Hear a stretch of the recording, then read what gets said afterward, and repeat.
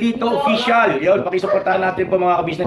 Meron na pong sariling YouTube channel si Kuya Vera, ay si Kuya Lito at saka si Ate Vera. Thank you po. Ano lang po, unahin nyo, Vera and Lito, no? Vera ang nauna. Baka minsan kasi Lito, una, Lito and Vera. Una po si Ate Vera kasi mas malaki siya. So yun na mga kabisnes, salamat po ha, supportahan natin sila. Thank you so much. Thank you po. Hello po mga kabisnes, Vera and Lito official yan. Official na po sila mga kabisnes. Apo. Na sila Thank ay you po. isa na excuse me po, isa ng vlogger. Thank you po. Sa langaran ng larangan ng YouTube channel. Thank you po. Ate Kuya. Please subscribe, like, and share. Yun o. Salamat. Yun po, mapagpalang araw po sa aming minamahal mga kabisnes, mga kapapi at mga kamars. Yun. Yun po mga kabisnes, sana po suportahan nyo din po si Vera and Lito sa munting kong vlog. Yun po mga kabisnes. Ako muna po ang magbablog ngayon mga kabisnes. At medyo busy po si Vera mga kabisnes. Yun po. Ito pong ano naman ito, mga gagawin kong video po ay isa po sa mga kakayahan po ni Kuya Lito na gawin po para kahit pa paano makatulong po kay Vera. Yun po mga business. Yun po, ito naman po ay ano naman po, kusang loob po namang gagawin. Yun po mga business. Ang gagawin po natin mga business ay nakikita niyo po yung mga business, yung mga damit na yun sa likod ko. Yan mga business, atin pong titiklopin yan mga business. Yan po, opo mga business, marunong pong magtiklop ng damit si Kuya dito po mga business. Yan po mga business, anin ko po muna, ayusin ko muna po yung ating ano po ng video para makita po ang ating ginagawa. Yan po mga business.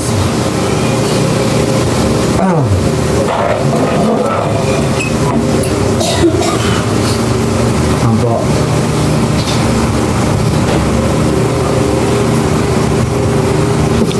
Hindi po siya makita.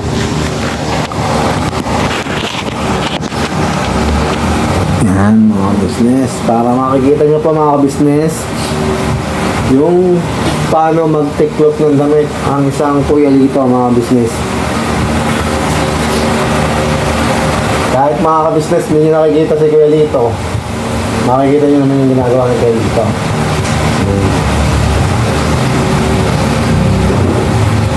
Nga po pala mga ka-business,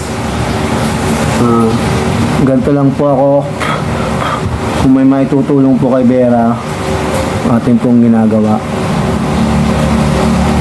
Nga po pala, nagpapasalamat po pala ako sa walang sawa niyo pong pagsuporta po sa Lito and Vera Official. Mali po pala, Vera and Lito Official mga business. Tsaka syempre, papasalamat din po ako sa walang sawa niyo rin pong pagsuporta.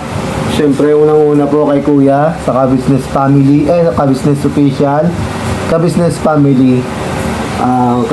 Kay Kamars, kay Miss KB Official, tsaka syempre kay Papa Dins. Ayan po, maraming pong salamat sa walang sawa niyo pong pagsuporta po sa amin.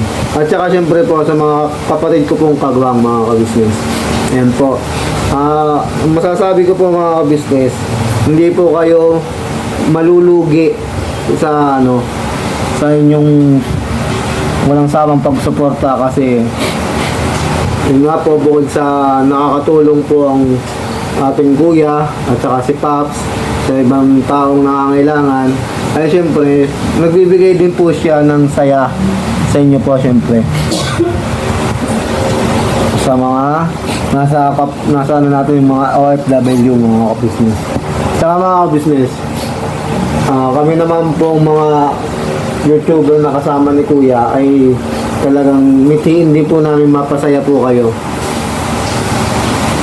Bagaman na hindi man sa sa pagtulong sa ibang tao, kundi yung maalis po namin yung inyo pong stress or yung lungkot yan sa ibang bansa. At saka syempre sa mga ka-business nating minamahal dito sa Pilipinas, syempre meron po din tayo mga ka-business na nagtatrabaho dito lang din po sa Pilipinas pero malayo po sa kanilang pamilya po mga business. Yan po mga business yan. Ganito po mga business muna ang ginagawa ko yan mga business. Tapos sa baba, tinitiklop po natin din mga business. Ayan mga business. Tapos saka po natin titiklop yung pataas.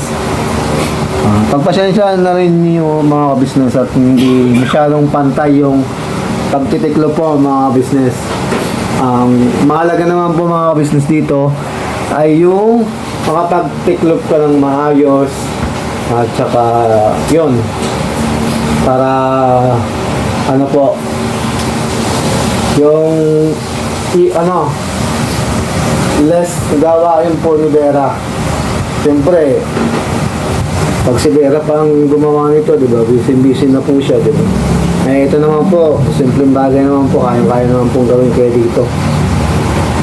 Yung po mga business, pagpasensyahan nyo na po mga business kung hindi nyo kita yung ulo ko at saka pagmumukha ko. Kasi pinapakita ko po sa inyo kung paano ko tinitiklop po yung damit mga business.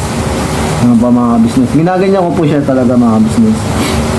Kasi hindi ko naman po siya mga business nang hindi ko po ibinababa sa sahig or sa papag o kung saan man pwedeng ibaba. Yan po mga business.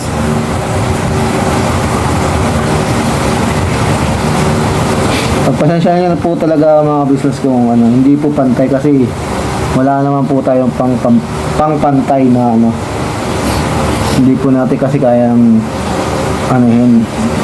Kaya ganito na lang po mga business. Ano ba mga business, pinatay ko lang po muna saglit. Gawa po na medyo nagano po yung cellphone naghang.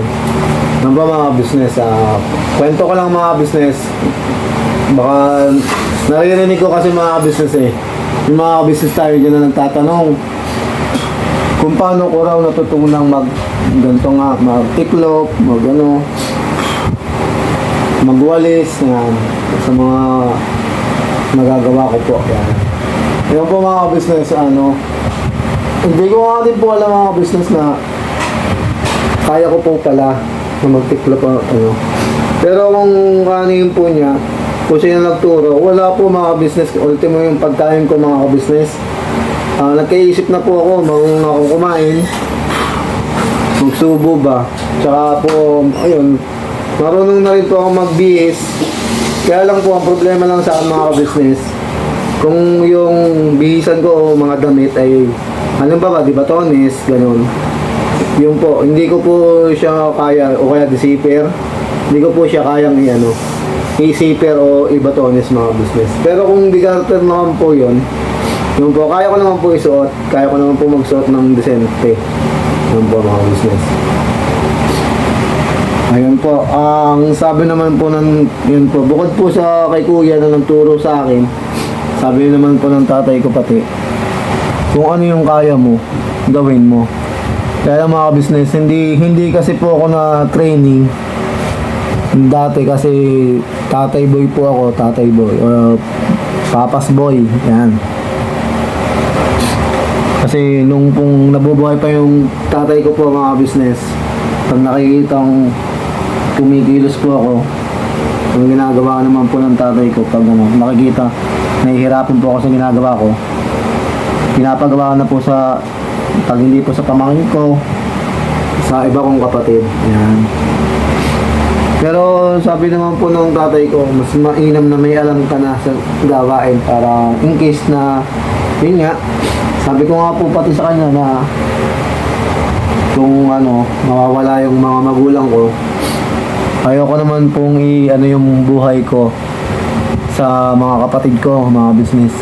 Kaya sabi ng tatay ko, kaya nga, mag-aral ka kung anong kaya mong gawin mo, ganun. Para kung sakaling wala na nga daw po si tatay ko at saka nanay ko, yun, kayang-kaya ko na rin po yung sarili ko, ako. Sabi ganun po sa akin. Yun. Kaya po, ayun, hindi lang po ako na ano nga po, yun nga po nasabi ko, hindi lang po ako nasanay kasi po nga, papausboy nga po ako noon na pang mga ganito, yung parang, yung pag inaano ng tatay ko na ano, na pinapagawa na sa iba, yung ginagawa ko, eh parang yun, tinatamad na ako, may gagawa naman nito, gano'n. Parang ganun po ang mga business, kaya hindi ako na gano'n, na sanay. Yun. Pero kaya naman po mga business. Tsaka, ano lang po mga business eh. May konti naman po akong alam sa pagluluto mga business. Kaya lang, ang mga ano lang po, yung ano nga po, perito, ganun. Marunong nga pa ako mag-perito. Kaya mga business pagpasensyahan nyo na kasi yun lang po yung ano, yung medyo isa sa naman ko pagluluto sa pagdating sa ulam mga business. Pero nakakapagsaing naman po ako mga business tulad nga po yung mga nakaraang vlog na nasasabi ko nga po mga business na ako na yung nagsasaing kapag si Vera ay nandito pumapasok na kuya. Yun.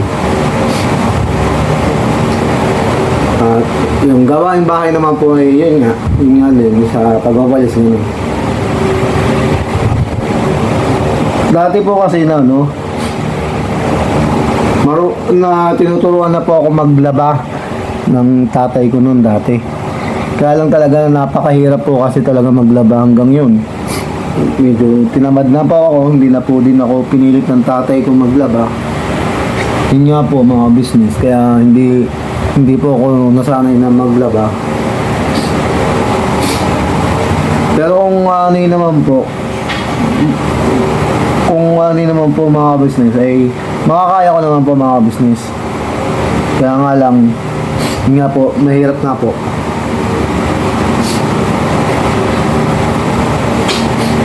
Pasensya niyo na po ako mga business, medyo sinisip po ng inyong lingkod. Medyo ano na po kasi yung klima ng ano po, mainit tapos biglang ano po, malamig. Ito naman po ano, sa paglalakad ko naman po mga ka-business. Ito naman po yan. Dati po kasi mga ka-business, hindi naman po ako talaga totally marunong maglakad. Yung lakad po na ano, yung ginagawa ko po ngayon. Kasi dati po talaga, nung bata po ako, alam niyo po ba yung lukso or talon lang? Tatalon-talon lang ako. O kaya yung alipod po ba? Yung alipod, tawag ba dun? Hindi ko po ano yung term po sa inyo po eh. Basta yun po, yung mga comment nyo na lang po sa comment section po kung para yung iba makaano sa alipod. Kasi nakalimutan ko po kung ano yung sabi po eh. Sa iba pang salita ng Tagalog po ng alipod. Ano po yun? Yun po, nakasakay po ako dati sa sako. Yun po, sako po. Yung kahit anong sako po mga business. Doon po ako, hindi po ako nagchichinelas noon mga business, sa sako lang po talaga. Yun, tapos sisilid, ano po, suot ko po yung sako. Tapos yun na po, yung nagsisilbing ano po sa akin. Nagsisilbing chinelas, ganun. Yung sako. Yung po mga business yun. Kung saan din po ako nakakapunta po noon, nung nakasako po ako. Kaya lang po, hindi po malayo. Sa ano lang po, malapit lang po sa bahay, gano'n. Pero itong ano po, nakuha ko po itong paglalakad ko, unang-una po, nung high school po ako noon. High school, third year po ako noon, third year high school. Yun po. Nakakatuwa ko lang po kasi parang, ano ko po kasi dati, yung hindi pa po ano, nung pag-iisip ko, na ano, parang gustong-gusto ko mag-ano ba, mga ka-business. Gustong-gusto ko magsundalo. Nung ano pa, nung bata pa ako nun. Tuwan-tuwa ako yung nakapatig, ganyan. Yung suot na kapatig. Yan kasi gustong-gusto ko po magsundalo. Yung bata pa po ako yun. Babago pa lang po ako nagkakaisip ko nun. Kasi akala ko po mga ka-business, sundalo yung nakita ko nung bata po ako, hindi po pala. NPA po pala yung mga ka-business. Kasi taga Quezon Province po ako mga ka-business eh. Ano po yun, 1990s, may get mga ka-business. Akala ko dati, sundalo sila mga ka-business. Yung pala, mga NPA, nakadamit sundalo lang po mga ka-business dati. Kaya parang ko, gusto ko magsundalo nun. Hindi po pala pwede kasi yun nga, PWD po tayo mga business. Akala ko noon pwede ako noon. Yun nga po, matuloy ko nga po pala sa nung nag-CET po ako mga business, third year ako. Yun mga business, kaya po yung sumali po ako sa CET, syempre may yun, yung tawag ba doon, yung patakda kung tawagin, yung maglalakad ba mga business. Ay ngayon, yung hilera ko, siyempre maliit po ako mga business. Nasa unahan ako, tapos may nakahilera sa akin. Pag naglalakad ng mga business, naiiwan yung hilera ko mga business kasi nga nasa unahan ako, alipod lang yung ginagawa kong paglalakad. Siyempre, iwan na iwan. Tapos pag napaparusahan yung yung linya ko kasi nga naiiwan. Yun po yung mga Yun nga po, yun, hanggang inaano ako. Sinasabi mo, ba't ba sali ako ng sali, gano'n. Sabi ko naman sa sarili ko, hindi, kaya ko yun. Di, kahit ano sabihin ng mga ko, sa CET, kaklase ko sa CET, na pinapayaw na ako, hindi ako mayaw mga business. Tapos sumanap ako ng paraan, para hindi nakalipod yung aking paglalakad. Noon, yun naman po, yun na, sanay naman po ako na unti-unti po ako nasanay sa paglalakad ng tsinelas lang po mga business. Kasi yung mga panahon yun po, yun nga po sa CET, may parusa yung po siya, naka-squat. Ako naman po nakatayo lang.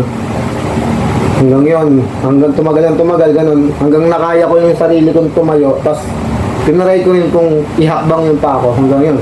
Medyo nakakalakad na po ako ng Hindi nga lang, mabilis nga lang po, kaya lang, mabilis din po matumba. Yun po mga business. Yun nga po, muntikan na nga po tayong maalis doon, pero awat tulong ng Diyos po, hindi po. Hindi po tayo naalis mga business. Natapos ko po yung third year ko na hindi ako naalis ng pag-CET. Siyempre po, hindi naman po lahat ng sa CET nagagawa ko po. Katulad nung sa rifle po mga business. Exempted na po ako doon mga business sa rifle. Kasi hindi naman po talaga natin kaya yung rifle po mga business. Yan po mga business. Tsaka yun. Ayun nga lang po talaga nakuha ko na sa pag-CET ko po. Kahit hindi na po ako nagkaroon ng rango nung fourth year na po ako ng high school. Hindi pa ako nagkaroon ng rango kasi hindi pa ako naka-attend ng CET Ball. CET Ball po yung tawag, yung paglilipat ng rango. Hindi pa ako naka-attend po tayo mga business. Dahil yung mga panahon yan mga business, ano po ako sa player po ako ng chess. Nung nag-CET Ball po kami. Siyempre, mas mahalaga po yung pagiging player ng chess kaysa nga po ng pag-CET Ball. Hindi ko binibigyan halaga po yung CET Ball. Kaya lang po mas mahalaga po talaga sa akin yung naglaro ako ng chess po mga business. Yun. Kaya po na rin po, pasalamat na rin po ako kasi yun. Kahit di ako nagkaroon ng rango nung fourth year, natuto ko naman maglakad. Tsaka iga nga po, naiwas po ako sa alipin ng wheelchair mga business. Kasi mula elementary po ako hanggang second year high school, yun nagano na po ako mga business. Alipin po ako ng wheelchair. Lagi po ako tayo naka-wheelchair. Kaya po nung third year po ako, ng fourth year, yun po natututo na po maglakad-lakad, tsaka magbiyahe-biyahe po noon mga business. Hanggang yon pumasok po ako ng college. Ako na rin po yung umano po ng pag-enroll ko ng college. Kasi yung tatay ko nun medyo mahina na, tsaka yun nga po. Yun, basta alam niyo na po yung ano ng buhay ko po, ano.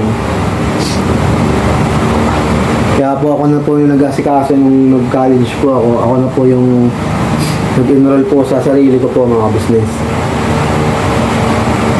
Na mga business, may isa na pong piraso to pala, mga business. Patapos na po pala ako, mga business.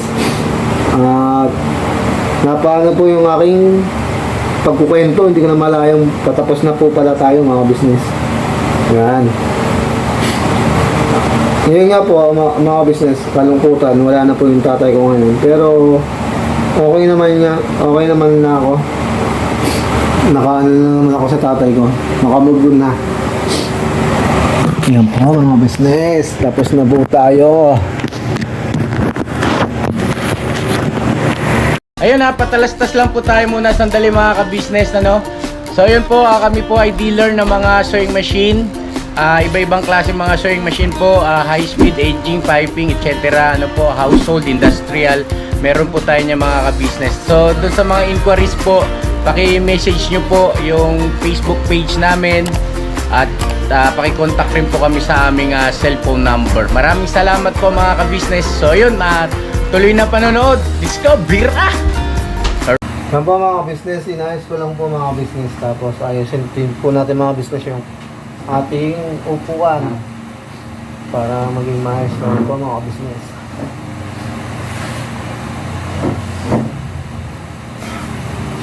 Yun mga business, yan.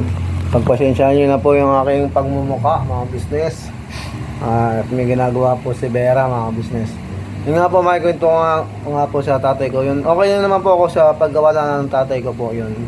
Tsaka talagang hindi po ako pinapabayaan ng Panginoon Diyos mga business. Kasi nung nawala ang tatay ko, nandyan naman po na pinakilala naman po ng Panginoon Diyos sina kuya at ate sa buong pamilya na po.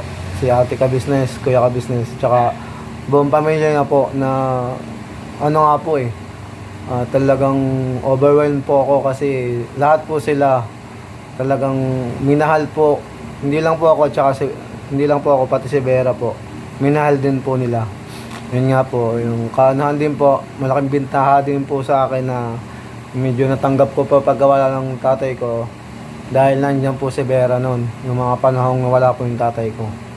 Ika nga po, si Vera po yung nagsilbing ano po, na bigay ng lakas ng loob po sa akin mga business. Kasi yung panahong namatay yung tatay ko, talagang ano po parang mawawalan po ako ng sa tamang pag-iisip po mga business noon. Kahit itanong nyo po kay Vera, yung itsura ko noon, nung nalaman ko yung tatay ko nawala na sa mundo, talagang parang parang pinagsakluban po ako ng langit at lupa noon mga business. Kasi yun nga po, parang nasa isip ko bakit lahat ng kakampi ko kinuha na ng Panginoong Diyos.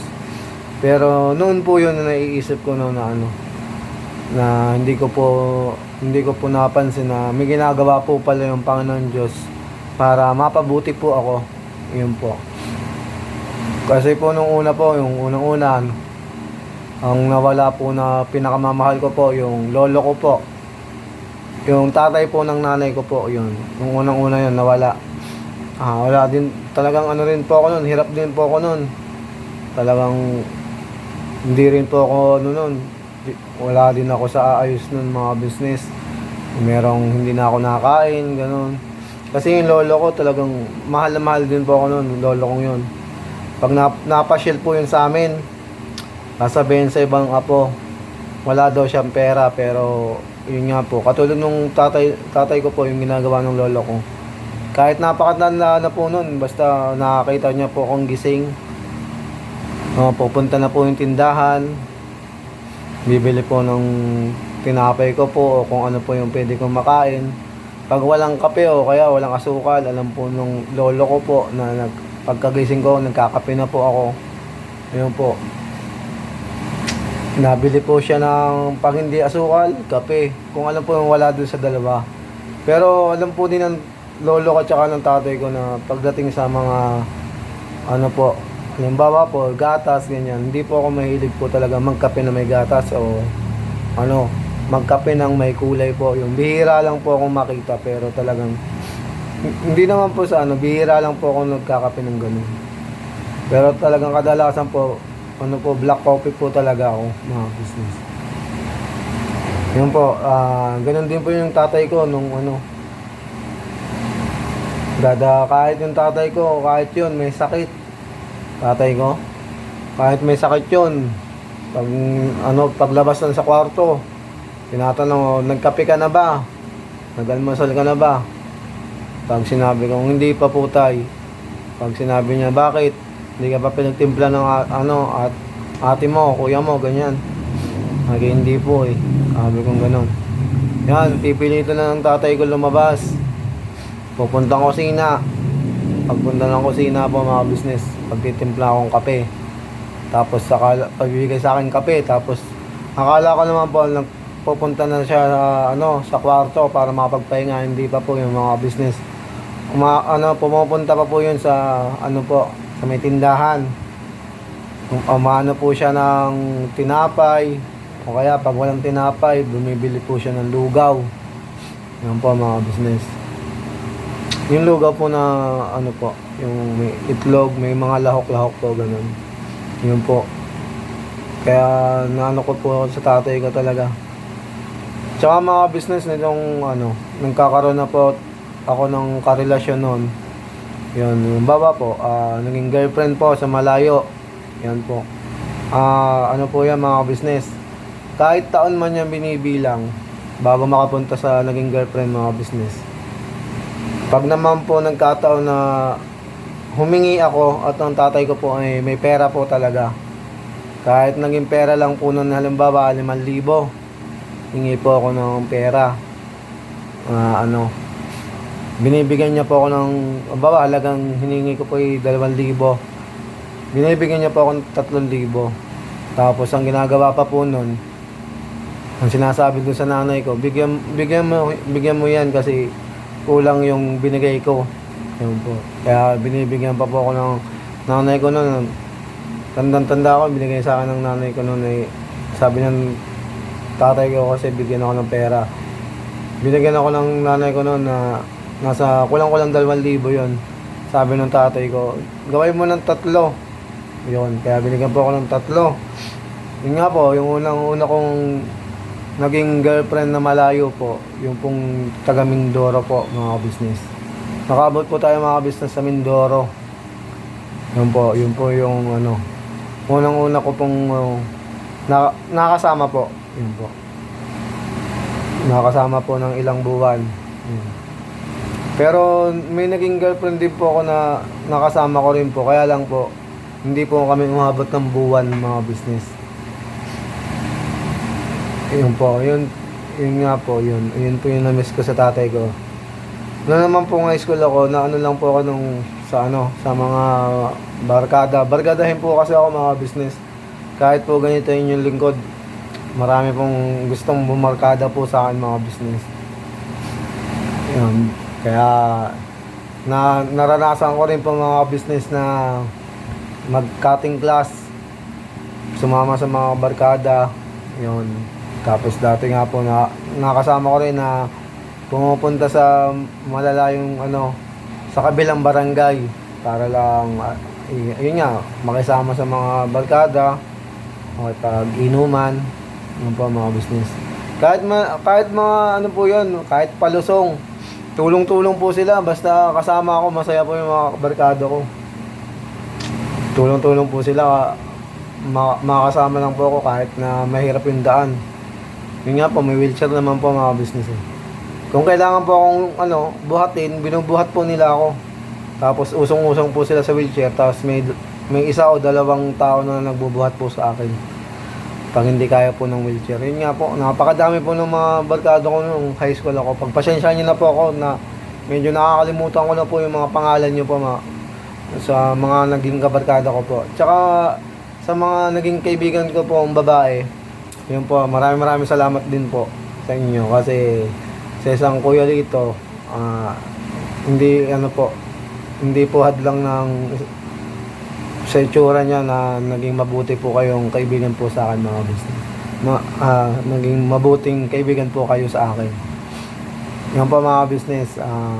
Hanggang dito na lang po mga business ang aking pagbablog.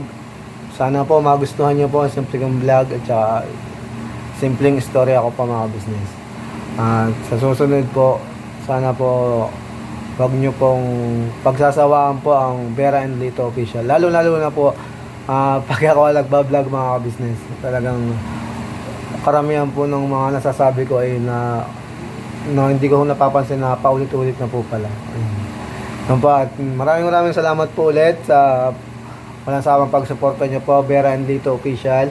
At saka po syempre nagpapasalamat din po ako sa walang sawang niyo pong pagsuporta sa Ka-Business Official, Papa Dins TV, Ka-Business Family, at saka po Mrs. KB Official po mga business. Yan po. At saka syempre sa mga kapatid kong kagwangs, maraming salamat po sa walang sawang niyo pong pagsuporta sa kabuuan po ng Family Ka-Business po mga business. Yan po. Hanggang dito na lang po. Tomorrow is another day. Vera Banat po mga business. Pasensya na po ulit. Thank you po.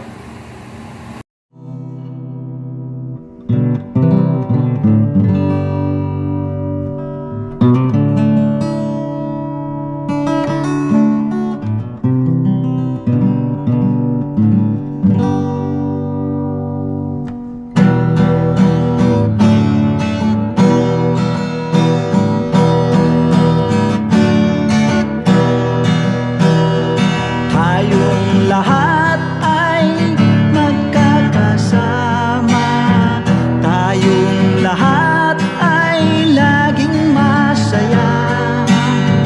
Pagtulong nyo ay sigurado, pagkat mayroon kayong heart of gold. Mahal namin kayo, mahal namin kayo. Pinuno kang my heart of gold. Mahal namin kayo, mahal namin kayo. Minahal kayo ng mga tao kahit sang panig nitong mundo, pagkat mayroon kayong heart of gold. Mahal namin kayo, mahal namin kayo. Keep it for a heart of gold. Mahal namin kayo.